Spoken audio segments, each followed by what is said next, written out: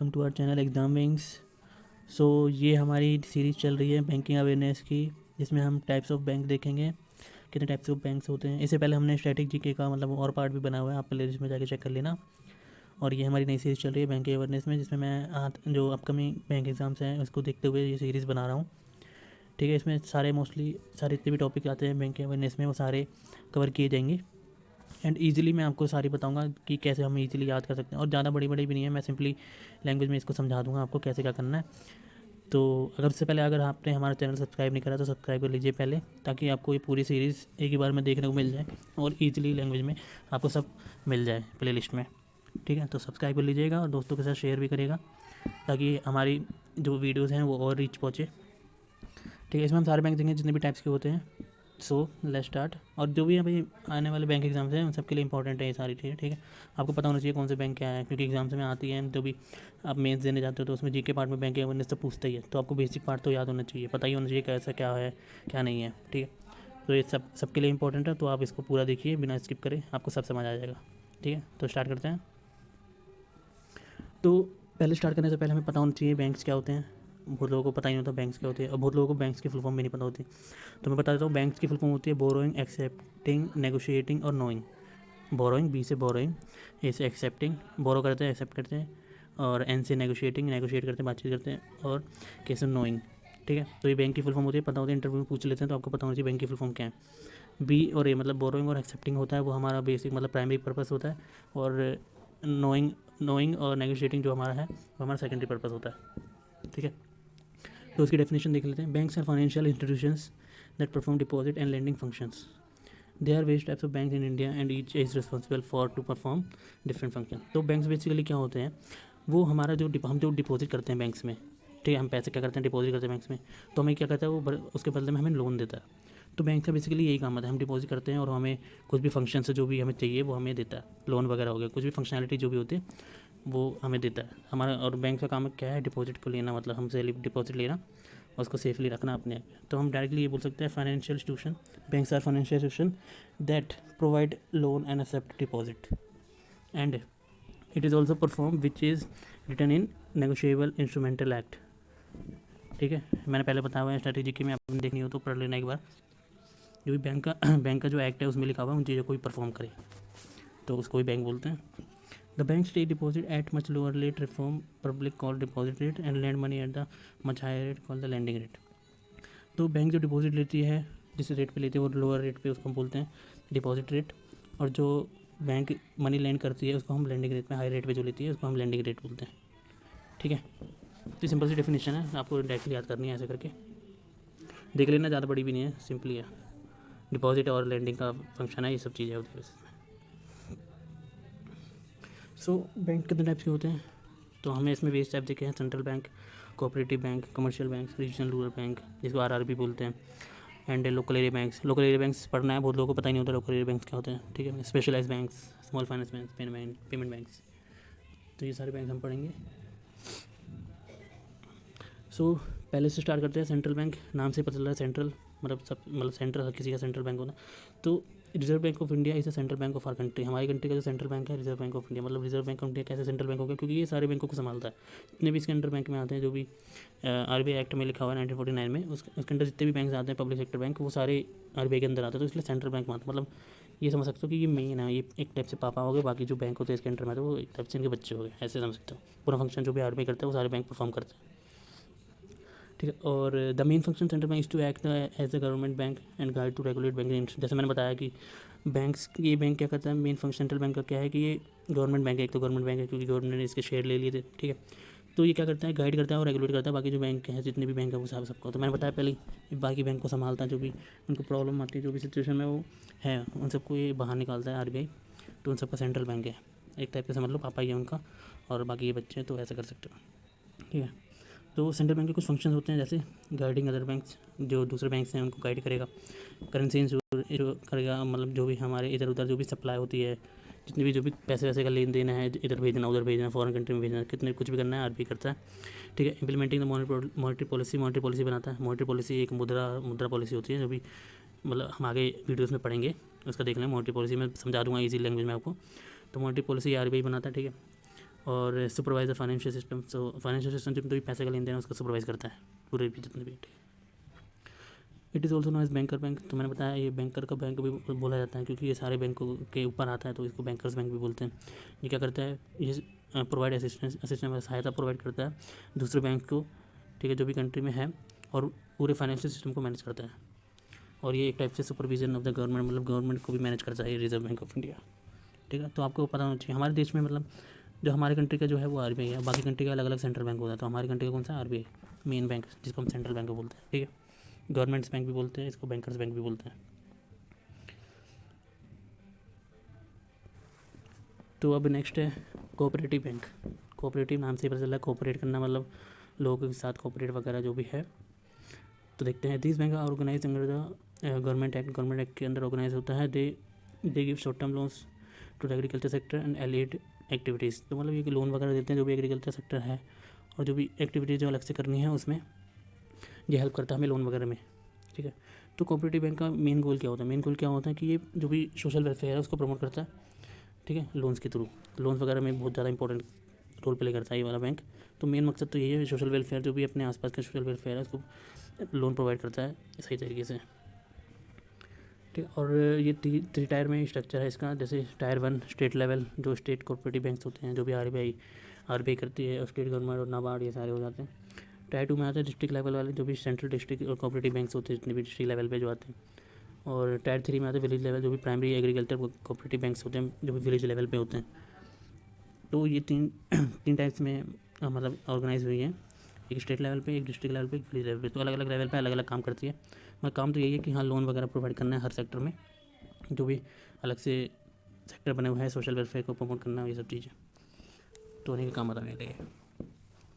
नाम से पता होना चाहिए हमको, कोऑपरेटिव बैंक मतलब कोऑपरेट करता है हर किसी के साथ, लोन वगैरह में जो भी हमें चाहिए उन सब के साथ कोऑपरेट करता है, ठीक है। सो नेक्स्ट है commercial bank. Commercial bank mostly लोगों को तो पता ही होगा कमर्शियल बैंक क्या होते हैं। जितने भी हमारे बैंक आ जाते हैं, जितने भी बैंक हैं, जितने भी वो सारे कमर्शियल के अंदर ही आते हैं, ठीक है। मैंने पहले बताया कमर्शियल बैंक, जितने भी बैंक हैं सारे कमर्शियल बैंक के अंदर आते हैं, जो भी क्या कहते हैं जो आरबीआई के अंडर में है वो भी कमर्शियल बैंक है। जितने भी पब्लिक सेक्टर बैंक हैं, फॉरेन बैंक वगैरह, वो सारे कमर्शियल के अंदर आते हैं, आरआरबी ये सारे, ठीक है। So it is organise under the banking companies act 1956 में बैंक के एड वो है, कंपनीज एक्ट है, उसके अंदर में है ये। They operate on a commercial basis and it's main objective is profit.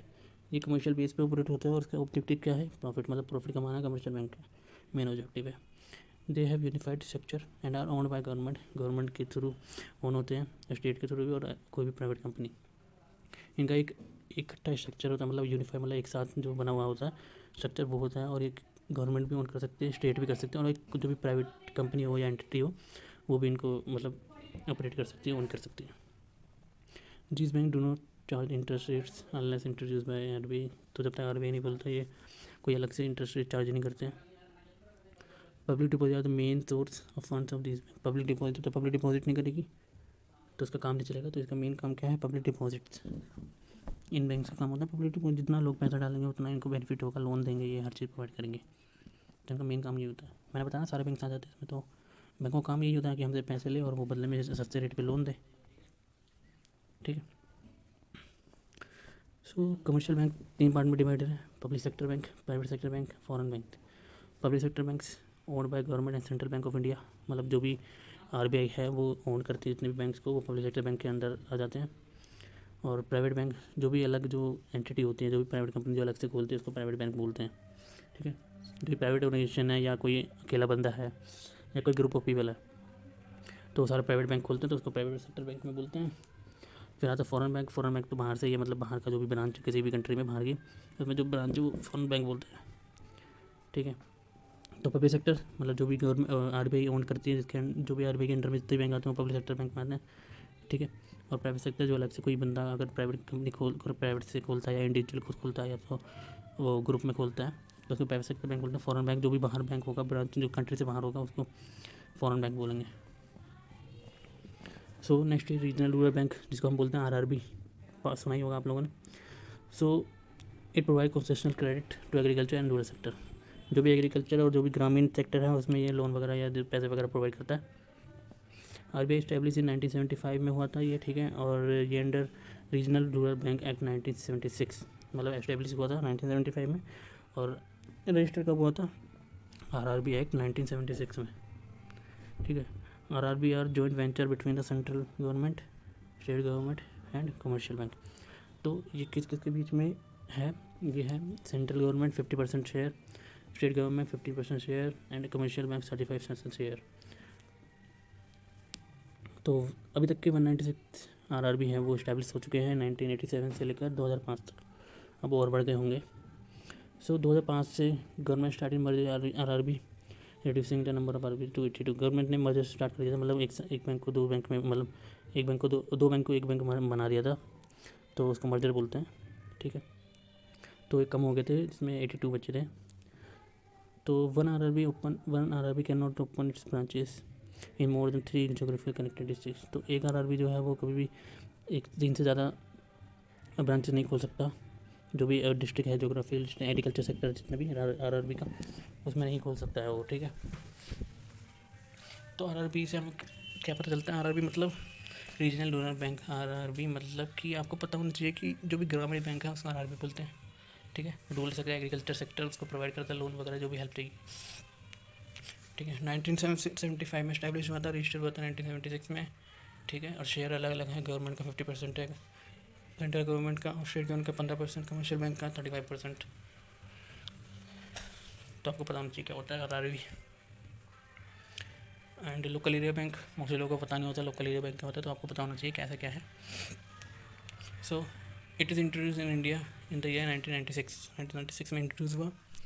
They organise by private sectors के थ्रू ऑर्गेनाइज हुए। Earning profit is the main objective of local area bank. इनका main objective क्या है? क्योंकि private bank होते हैं तो objective क्या है इनका? प्रॉफिट, जितना ज़्यादा पैसा कमाया जाए उतना काफ़ी है। और it is registered under the companies act 1956। तो जो भी लोकल बैंक है वो रजिस्टर है कंपनीज एक्ट में 1956 में। अभी तक के जो भी है 4 लोकल एरिया बैंक हैं जो कि साउथ इंडिया में लोकेटेड है। तो लोकल एरिया बैंक पर क्या होता है? मतलब जो भी प्राइवेट सेक्टर खोलता है अपनी बैंक, उसको लोकल एरिया बैंक बोलते हैं, मतलब प्राइवेट बैंक हो जाता है वो। जितने भी कोई भी इंडिविजुअल खोलता है, या तो ग्रुप में खोलता है, या तो कोई प्राइवेट कंपनी खोलती है, तो उसको लोकल एरिया बैंक बोलते हैं, ठीक है। तो पता होना चाहिए, क्योंकि बहुत लोगों को पता नहीं होता, तो आपको पता चाहिए 1996 में ये हुआ था। और ऑब्जेक्टिव क्या है? Profit.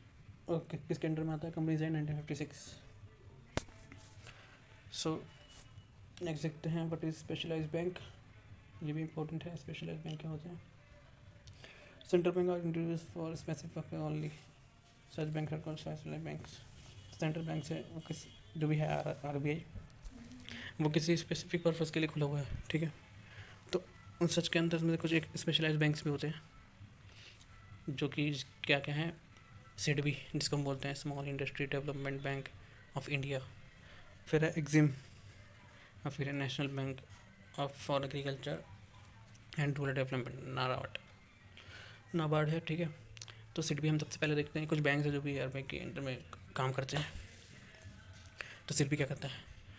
Loan for small scale industry और business can be taken from SIDBI. जो भी लोन वगैरह लेना है, जो भी हमारी स्मॉल स्केल इंडस्ट्रीज़ है और बिजनेस के लिए जो भी लोन वगैरह लेना है वो सिडबी से ले सकते हैं। Financing small industry with modern technology and equipments is done with the help of this bank. जो भी हमें फाइनेंशियल सहायता चाहिए, जितनी भी असिस्टेंस है, जो भी इंडस्ट्री वगैरह है और जो भी बिज़नेस के थ्रू हमें जो चाहिए, तो ये बैंक क्या करता है? उसका लोन प्रोवाइड करता है इंडस्ट्रीज़ को। नाम से इसमें पता होना चाहिए, small industry development bank of India. तो मतलब जो भी स्मॉल इंडस्ट्रीज़ होती है उनको डेवलप करने के लिए सिडबी बनाई गई है, लोन वगैरह प्रोवाइड करने, हेल्प करने के लिए। फिर आता है EXIM bank. EXIM bank stand for export and import bank. नाम से पता चला एक्सपोर्ट इम्पोर्ट। तो ये क्या करता है? गेट लोन्स और other financial assistance with exporting and importing goods by foreign countries can be done through the this type of banks. जो भी हम एक्सपोर्ट इम्पोर्ट करते हैं सामान का, जो भी गुड्स वगैरह होते हैं, वो इसके थ्रू होता है। ये सारी चीज़ें दिखता है कि कौन सा कहाँ कितना रेट चल रहा है, कैसे क्या, कहाँ भेजना, किसको भेजना, कैसे, सब चीज़ एग्जिम बैंक दिखता है। एग्जिम नाम से पता होना चाहिए आपको कि एग्जिम की फुल फॉर्म क्या है? Export and import bank. तो एक्सपोर्ट एंड इम्पोर्ट, जो भी एक्सपोर्ट इम्पोर्ट का काम होता है वो सारा एग्जिम बैंक संभालता है। नेक्स्ट है नाबार्ड। नाबार्ड क्या करता है? फाइनेंशियल और rural handicraft village and agriculture development can be NABARD. तो नाबार्ड क्या है? जो भी ग्रामीण है, जितने भी गाँव के लोग हैं, ठीक है, एग्रीकल्चर सेक्टर है, इन सबको सहायता देने के लिए नाबार्ड बनाया गया है। इसमें इसके भी फुल फॉर्म से आप देख सकते हो, national bank for agriculture, agriculture के लिए एंड रूरल डेवलपमेंट, जो भी गाँव की डेवलपमेंट है, एग्रीकल्चर की डेवलपमेंट है, उन सब के लिए नाबार्ड बने। तो एक बाय वन देखते हैं। सिडबी किसके लिए है? सिडबी की फुल फॉर्म क्या है? Small industry development. किसके लिए? इंडस्ट्रीज की डेवलपमेंट के लिए। एग्जिम बैंक क्या है? Export and import bank. किसके लिए है? एक्सपोर्ट और इम्पोर्ट जो भी हम फॉरेन में करते हैं उसके लिए जो भी सारी चीज़ें हेल्प के लिए होती हैं, जितनी भी सहायता होती है सारी एग्जिम बैंक करता है। नेक्स्ट है NABARD, national bank for agriculture and rural development. तो एग्रीकल्चर और गाँव के लोग डेवलपमेंट के लिए नाबार्ड बनाया गया था। तो ये कुछ स्पेशलाइज बैंक है जो अंडर आरबीआई के अंडर में आते हैं, सेंट्रल बैंक के अंदर।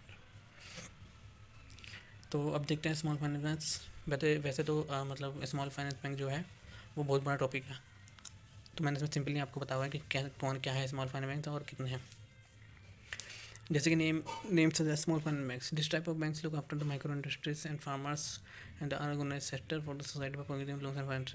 तो स्मॉल फाइनेंस बैंक फाइनेंशियल नाम से पता चल रहा है कि फाइनेंशियल बैंक है, किसी को भी मतलब कितने भी इंडस्ट्रीज है, जो फार्मर्स हैं उन सबको हेल्प करने के लिए स्मॉल फाइनेंस बनाया गया था। ठीक है, this bank are govern by central bank of India. RBI इसके आरबीआई मतलब सेंट्रल बैंक ऑफ इंडिया, इसी के ये आरबीआई के अंडर में ही आता है। तो स्मॉल फाइनेंस बैंक किस लिए होता है? जो भी हमें सहायता है जितनी भी गाँव के एरिया में, ठीक है, और छोटी मोटी इंडस्ट्रीज है उसके लिए जो भी बनाया जाता है वो स्मॉल फाइनेंस बैंक होता है। ये कुछ स्मॉल फाइनेंस बैंक है अभी तक के, आपको डायरेक्टली याद होना चाहिए कौन कौन से हैं। Finance bank, AU small finance, capital small finance bank, ESAF small finance, Equitas, Fincare, कोश, जाना स्मॉल, सूर्योदय, नॉर्थ ईस्ट, उज्जवल। तो ये पता होना चाहिए आपको क्योंकि ज़्यादा नहीं है, इतनी है। ठीक है, फिर आता तुम्हारा पेमेंट बैंक। पेमेंट बैंक भी एक अलग टाइप का बैंक है एंड ये भी आरबीआई के अंडर में आता है, और आरबीआई ने ही इसको बोला था, बनाया था। मतलब people with an account in the payment bank loan deposit इतने मतलब 1 लाख रुपए जमा करा सकता है। Can not apply for loan के लिए अप्लाई नहीं कर सकता, और क्रेडिट कार्ड के लिए भी नहीं कर सकता। तो इसमें क्या है, ऑनलाइन बैंक होती है, जो भी एटीएम कार्ड है, डेबिट कार्ड है, वो पेमेंट बैंक के थ्रू होता है। मतलब इसके अंदर कुछ नहीं, ये क्या करता है पेमेंट बैंक की जो भी इंडस्ट्रीज़ वगैरह ना करता है, पैसे देता है, पैसों में हेल्प करता है मोस्टली इंडस्ट्री वगैरह का। और जो ये पीछे जो था स्मॉल फाइनेंस बैंक, ये क्या करता है, ये जो भी गांव के लोग हैं उनकी हेल्प के लिए बनाया गया था। तो इसमें हमें क्या क्या मिलता है, इसमें हमें एटीएम कार्ड भी मिल जाता है, ठीक है, डीडी भी मिल जाता है, और छोटी मोटी सहायता मिलती है, मतलब ज़्यादा नहीं कर पाता है। इसको हम नैरो बैंकिंग भी बोलते हैं। नैरो बैंकिंग मतलब कि ये मतलब लोन नहीं देता, ठीक है, लोन नहीं देता तो मतलब रिस्क ज़्यादा है, तो इसको नैरो बैंकिंग बोलते हैं, लोन नहीं देता। और ये जो है पेमेंट बैंक मतलब लोन देता है इंडस्ट्रीज़ वगैरह को, जितने भी स्मॉल फाइनेंस इंडस्ट्री है, ठीक है, माइक्रो इंडस्ट्रीज है, उन सबको ये लोन वगैरह देता है। ये मतलब मोस्टली चीज़ें प्रोवाइड कर देता है। तो ये कुछ पेमेंट बैंक हैं, Airtel payment, Indian post payment है, फिनो, जियो, पेटीएम, एचडीएल। आपको याद होनी चाहिए चारों, ये इसमें 6 हैं, इसमें कुछ हैं 10 हैं इसमें, ठीक है। तो आपको डायरेक्टली पता होना चाहिए कौन कौन से हैं, हमारे इसमें पूछ लेते हैं इंटरव्यू में। स्मॉल फाइनेंस बैंक हमारे हेल्प करने के लिए हैं, इंडस्ट्रीज़ को, लोगों की हेल्प करने के लिए, जो फार्मर्स वगैरह हैं और ऑर्गेनाइज सेक्टर है, उन सबको हेल्प करने के लिए, लोगों की फैसिलिटी, फाइनेंशियल फैसिलिटी सब चीज़ करने के लिए। और ये किसके लिए है, इंडस्ट्रीज़ के लिए। इसमें 1 लाख डिपॉजिट करना चाहिए, तो उनके लिए अप्लाई नहीं कर सकते।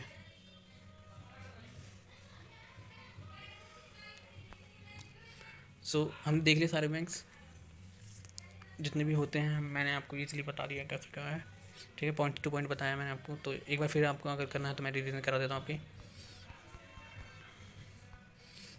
तो ये कुछ बैंक्स हैं, पहले तो बैंक की डेफिनेशन, कुछ बैंक्स हैं, ठीक है।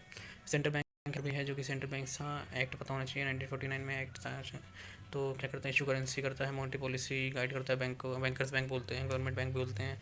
फाइनेंस सिस्टम जितना भी है वो सारा सप्लाई अप्लाई का सब चीज़ ये देखता है, ठीक है। कोऑपरेटिव बैंक कोऑपरेट करते हैं लोगों के साथ, इससे ऐसे पता होना चाहिए आपको कि हाँ, तो ये लोन प्रोवाइड करता है एग्रीकल्चर सेक्टर में, और जो भी एक्टिविटीज़ वगैरह अलग से, और प्रमोट करता है सोशल वेलफेयर लोन्स के थ्रू। 3 टायर होते हैं स्टेट लेवल पे, जो कि आरबीआई और स्टेट गवर्नमेंट नाबार्ड करते हैं। स्टेट डिस्ट्रिक्ट लेवल पे होता है और विलेज लेवल पे होता है। कमर्शियल बैंक सारे बैंक इसी के अंदर आते हैं। ये कौन से बैंक एक्ट है, 1956 से पता होना चाहिए आपको। मेन ऑब्जेक्टिव क्या है, प्रॉफिट है, और ये किस किस के थ्रू हो सकता है, प्राइवेट कंपनी या फिर गवर्नमेंट किसी के थ्रू भी हो सकता है, ठीक है। और ये क्या कहते हैं, चार्ज नहीं करते इंटरेस्ट से ज़्यादा, जब तक आरबीआई नहीं बोले। और इसमें क्या होता है, डिपॉजिट मेन चीज़ होती है, बैंक के लिए प्रॉफिट है ना, तो इसलिए डिपॉजिट ज़रूरी है। कमर्शियल बैंक में ये आते हैं पब्लिक, जिसको हम सरकारी बैंक बोलते हैं। प्राइवेट बैंक फॉर्म में, सरकारी बैंक जो भी आरबीआई के एक्ट के अंदर आता है वो सरकारी बैंक होता है। प्राइवेट बैंक जो अलग से कोई बंदा खोलता है उसको प्राइवेट बैंक बोलते हैं। फॉरेन बैंक जो अलग से किसी कंट्री में हो उसको फॉरेन बैंक बोलते हैं। आरआरबी जो भी गांव में होते हैं जितने बैंक तो आरआरबी बैंक बोलते हैं। इसका 1975 में एस्टेब्लिश हुआ था और 1976 में रजिस्टर हुआ था। अलग अलग शेयर है, सेंटर का 50%, स्टेट गवर्नमेंट 15%, कमर्शियल में 35%। ठीक है, ये मर्जर होने के बाद 2 बचे थे और ये 1 से 3 से ज़्यादा ब्रांच नहीं खुल सकते। जोग्राफिकल जो भी डिस्ट्रिक्ट है, मेन काम क्या है, एग्रीकल्चर सेक्टर और रूरल सेक्टर को डेवलप करने के लिए। लोकल एरिया बैंक जो भी अलग से कोई बंदा खोलता है या कोई ग्रुप ऑफ पर्सन खोलता है उसको लोकल एरिया बैंक बोलते हैं। इसको प्राइवेट बैंक भी बोलते हैं। ठीक है, इंट्रोड्यूस किया था इंडिया ने 1996 में, इसको प्राइवेट सेक्टर बैंक बोलते हैं। ठीक है, ये रजिस्टर एक्ट किस में है, कंपनीज एक्ट 1956 में। और ये इसके 4 लोकल एरिया बैंक्स हैं जो कि साउथ इंडिया में हैं। कुछ स्पेशलाइज बैंक होते हैं, सिडबी, एक्जिम, नाबार्ड, ये सारे आरबीआई के अंडर में आता है। सिडबी किसके लिए है, जो भी इंडस्ट्रीज़ वगैरह हैं उसको बढ़ावा देने के लिए, डेवलप करने के लिए। एक्जिम बैंक ट्रेड वगैरह जितने भी होती है, एक्सपोर्ट इंपोर्ट का काम, उसको देखने के लिए। नाबार्ड है किसी भी तरीके का जो भी एग्रीकल्चर है और विलेज है और हैंडीक्राफ्ट जो भी गांव का है उसको डेवलपमेंट करने के लिए नाबार्ड को होता है। स्मॉल फाइनेंस बैंक क्या बैंक होते हैं, ये कुछ चीज़ें मतलब मिनिमम चीज़ें प्रोवाइड करते हैं। फार्मर्स वगैरह जो भी अनऑर्गेनाइज सेक्टर उसको प्रोवाइड करते हैं, जो भी पैसों की ज़रूरत है, जितने भी लोन वगैरह के स्मॉल फाइनेंस बैंक दिखता है। ठीक है, और ये एक आरबीआई के अंडर में आता है, central government, central bank of India जो भी है आरबीआई। तो ये कुछ बैंक्स हैं 10 को देख लेना, डायरेक्टली याद होना चाहिए। पेमेंट बैंक ये इंडस्ट्रीज़ वगैरह का जो भी है, small finance industry, small scale industry जितनी भी है उसको लोन वगैरह देने के लिए उसमें काम आते हैं पेमेंट बैंक। तो इसमें क्या क्या ऑप्शन होते हैं और जो भी नहीं, इसमें नहीं होता। मतलब ये पेमेंट बैंक मतलब मोस्टली यही है कि हाँ लोन वगैरह प्रोवाइड करना, जो भी मदद चाहिए किसी भी बंदे को, अगर बिजनेस खोलना है, कुछ भी कंपनी खोलनी है, उसके लिए हेल्प चाहिए तो पेमेंट बैंक है। पेमेंट नाम से पता होना चाहिए, पेमेंट बैंक मतलब पेमेंट देता है लोगों को, लोन वगैरह देता है। ये कुछ बैंक से देख लेना, 6 बैंक से आपको डायरेक्टली मुँह पे याद होना चाहिए कैसे बैंक में पूछना। ठीक है, तो मैंने आपको बता दिया, रिवीजन भी करा दिया, डायरेक्टली देख लेना, ज़्यादा कुछ चीज़ें है नहीं इसमें। ठीक है, और उससे पहले अगर आपने वो स्टैटिक जीके की वीडियो देखी वो भी देख लेना, बाकी और भी वीडियोस पड़ी हैं आप वो भी चेक कर लेना एक बार, जो भी हेल्पफुल लगे आपको। ठीक है, और अगर आपने हमारा चैनल सब्सक्राइब नहीं किया तो सब्सक्राइब कीजिए, सपोर्ट दिखाइए। ठीक है, थैंक यू सो मच।